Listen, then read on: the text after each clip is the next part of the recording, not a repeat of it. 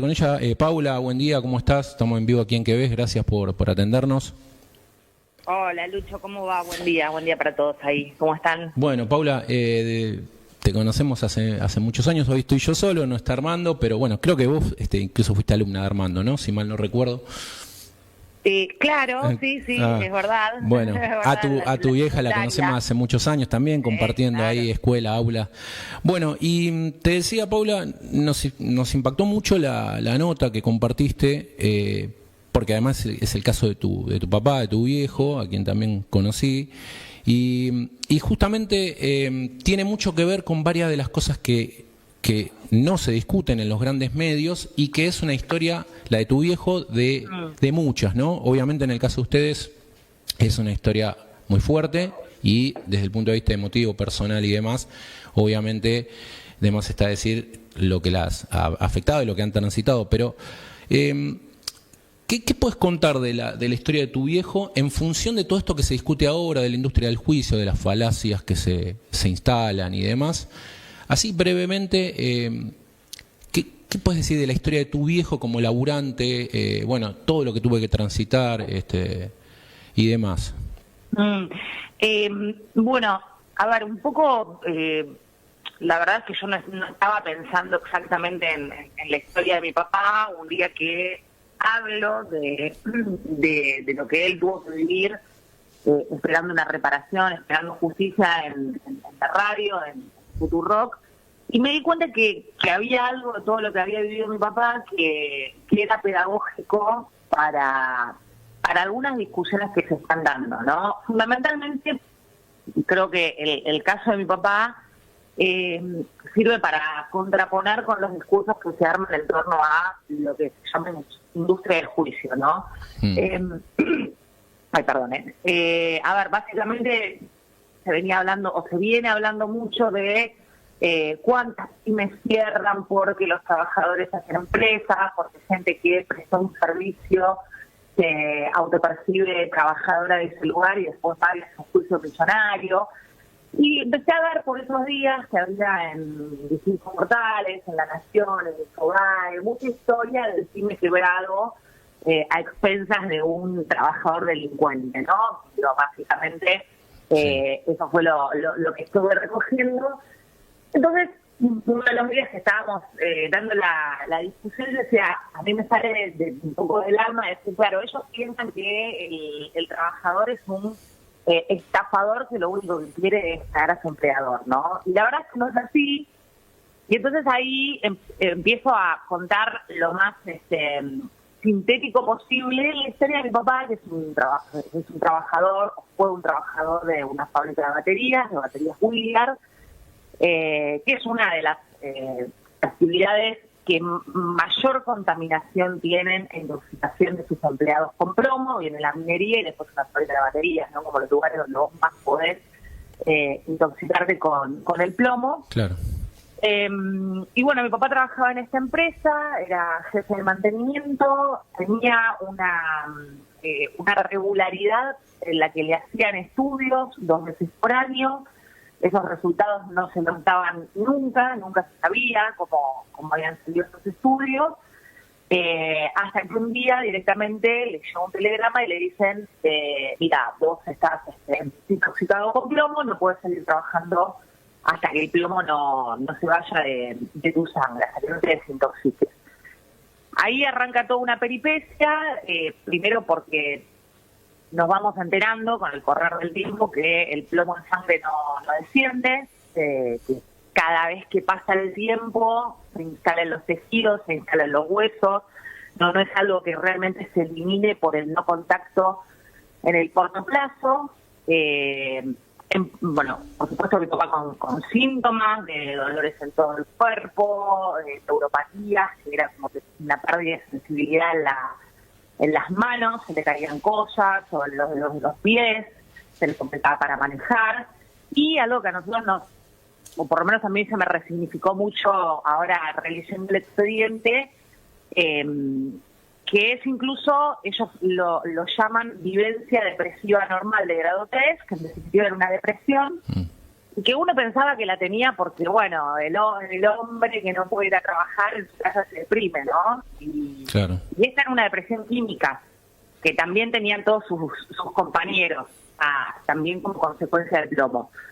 El hecho es que pasan 2 años, la fábrica le manda un telegrama a mi papá diciéndole que como no se había reincorporado en tiempo y forma, le habían guardado el puesto de trabajo 2 años, entonces ya podía ser despedido con causa y lo echan sin indemnización, básicamente, sin ningún tipo de reparación y con una incapacidad que está la propia RT, la aseguradora de riesgo de trabajo, le decía supera el 70%, es decir, que él prácticamente no puede ir a trabajar a ningún lado. Claro.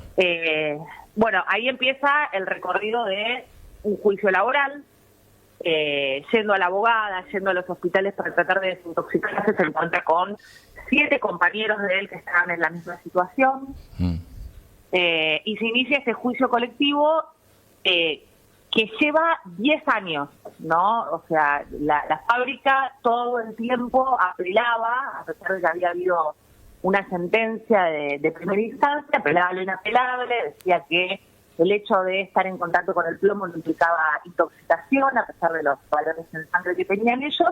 Bueno, y el corolario de esta historia, y como también para que podamos charlar un poco, es que el juicio tarda 10 años en llegar al final, y que mi papá muere, porque además en el medio se enferma de cáncer, sin poder cobrar. Claro.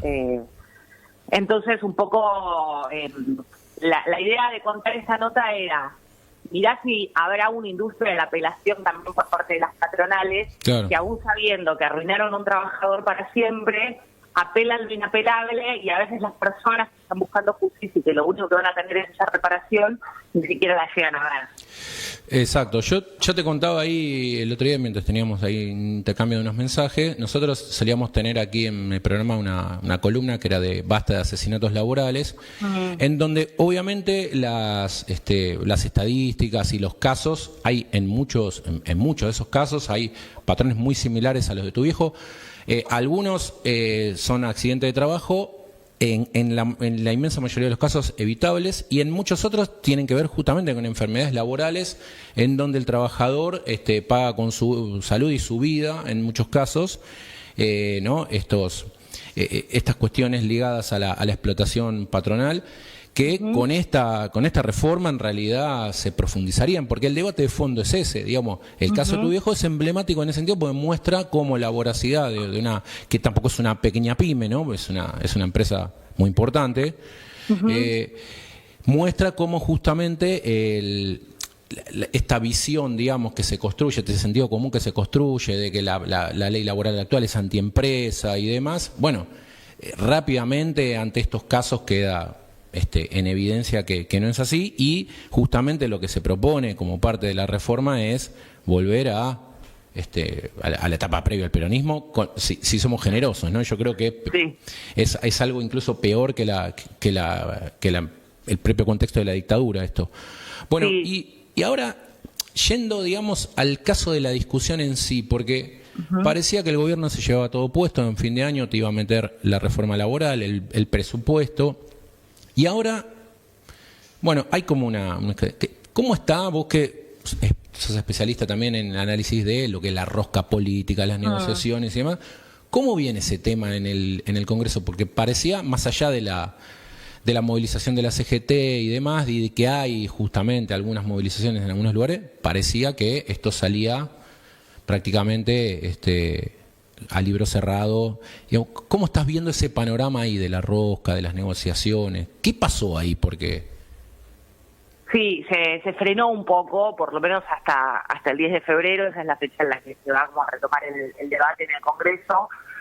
Una cosa que me había dicho una abogada laboralista, Natalia Salvo, cuando hablamos de esta reforma, porque bueno, obviamente cuando aparece el dictamen o el texto, uno empieza como a preguntarle a los que saben de esto, y ella me decía, esta ley es pre-semana trágica, ¿no? Es una buena definición. Es una gran definición, porque en realidad vos ahí te das cuenta que que habla de modernizar cuando en realidad está eliminando conquistas que tienen un siglo, ¿no? Digo, Claro. la jornada de 8 horas. Sí, sí. Va a ese punto la reforma laboral. Entonces, una de las cosas que ayer trataba como de señalar con los medios de ustedes, acá la discusión que hay que dar, porque el gobierno a veces tiene como esta habilidad que es instalar sentido común, ¿no? Entonces yo decía, el primer año de gobierno, el gobierno nos instaló que el fiscalismo era necesario. Lo único necesario para encaminar este país era que haya equilibrio fiscal, ¿viste? Y todo el mundo lo repetía, no importa el espacio político al que se perteneciera. Y ahora está todo el mundo diciendo, bueno, no, sí, una reforma laboral también se necesita, hay que modernizar las leyes, claro, pero alguien se sentó a leer esta ley porque de moderno no tiene absolutamente nada.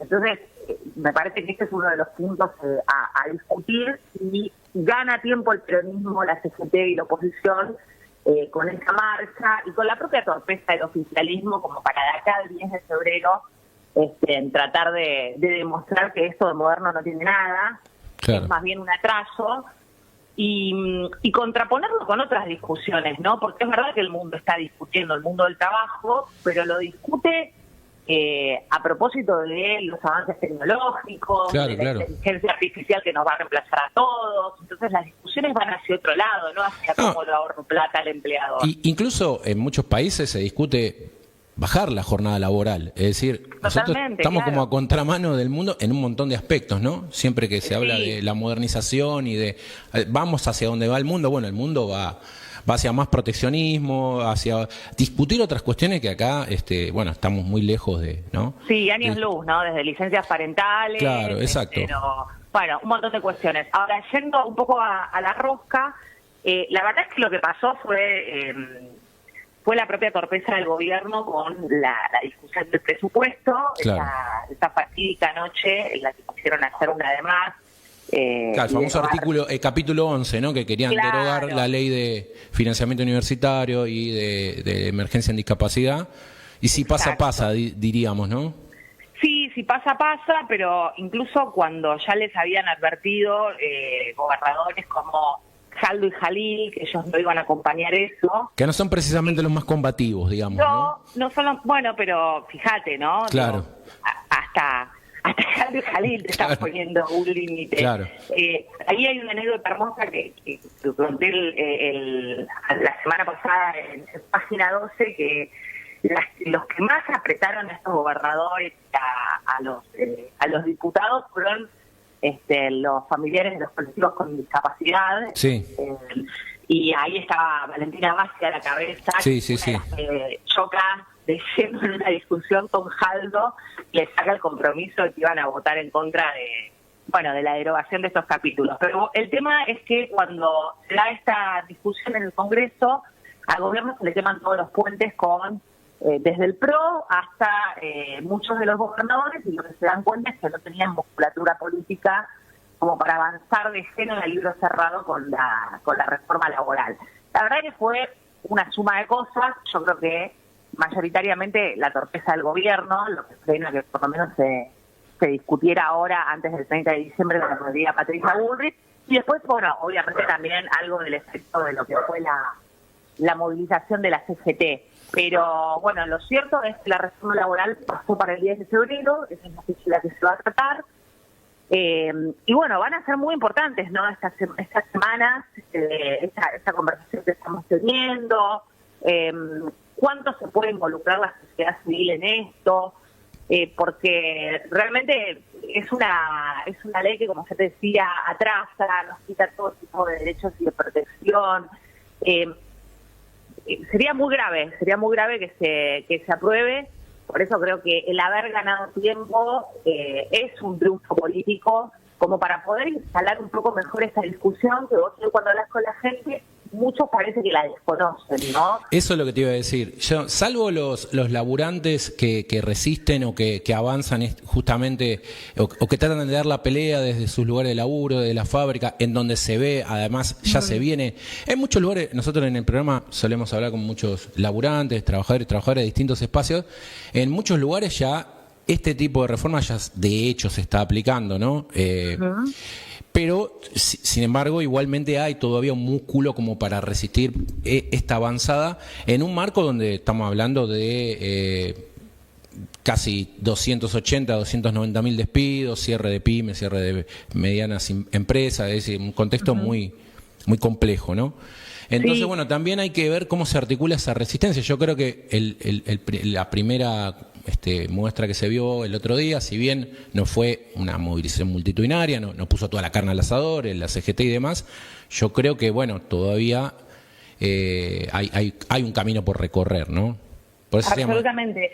Y sabes que yo pensaba en relación a esto, porque digo, lo de la reforma laboral ya está un poco hecha de hecho, que todo puede empeorar, ¿no? Porque, por ejemplo, está totalmente. Mira, hay un ejemplo muy concreto, ¿no? Que también ayer lo discutíamos con Fitu Salvatierra en Futurock. Sí. Y hablábamos de, bueno, es verdad que hoy, viste, todos tenemos 3, 4 laburos y eso está completamente naturalizado porque, bueno, no se llega a fin de mes, entonces, bueno, vos tenés muchos laburos y hay algo de, bueno, ya todos hemos tomado la decisión de hiperexplotarnos para ver cómo saldremos que un trabajo, incluso formal, que sería el que tiene mayor calidad, no te sirve como para garantizar tu subsistencia, ¿no?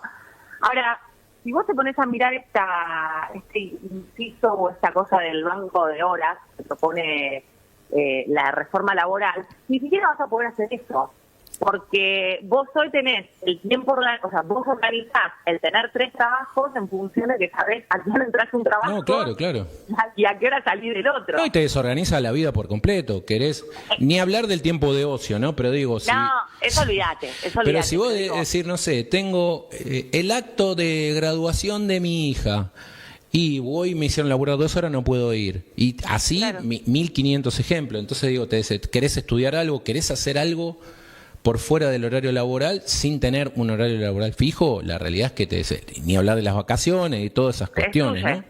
Se destruye, pero por eso digo, incluso el policía que sale de hacer servicio y se sube al Uber, ponele, o no sé, yo periodista que tengo 4 laburos también, sí. Ni siquiera podrías hacer eso.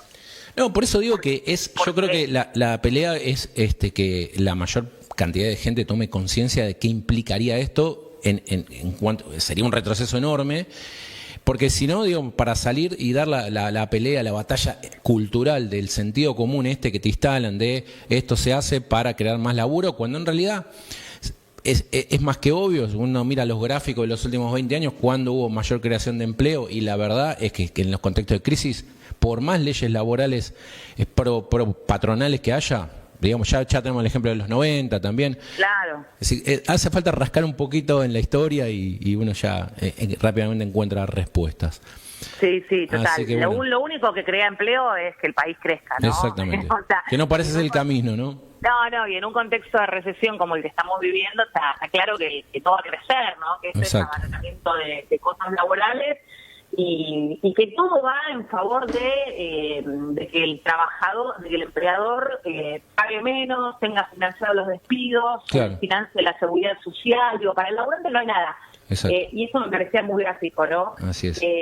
Viste que se habla mucho de la manta corta. Entonces, suponete que antes el trabajador formal era el que estaba cubierto por esta manta, estaba abajo todos los informales descubiertos. Bueno, este ni siquiera corre la manta para el medio, o sea, saca la manta, deja a todo el mundo, claro, sin ningún tipo de protección y derecho, y bueno, esta es la reforma laboral que totalmente el gobierno.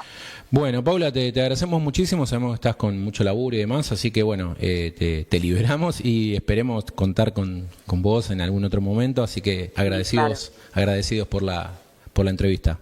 Un abrazo grande. A disposición siempre. Un abrazo grande y felicidades. A pesar de todo. Sí, a seguir luchando, que no queda otra. Sí, bueno, gracias, Paula. Un beso grande. Chao, chao.